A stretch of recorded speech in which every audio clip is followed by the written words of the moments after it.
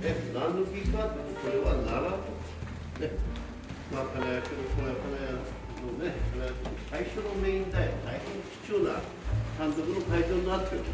それでおります右はその前でお待ちして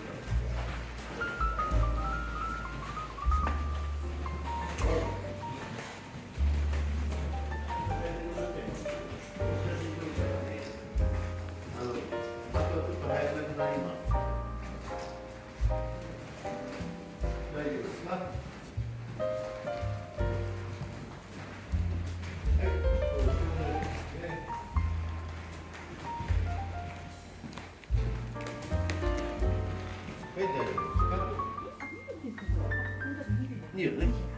こういうだからこうやって起動ができる前はこの写真です。これ牛車鉄道。牛で引っ張ったの。牛でそのそれからね製造所からね牛で肉焼き持ってる。なんで馬じゃなくて牛か。牛の方が力ある。そして胴が重いんですよ。重いと牛じゃへばっちゃう。ね。牛を。牛車鉄道。今でもあるでしょ、古川電工ってあります。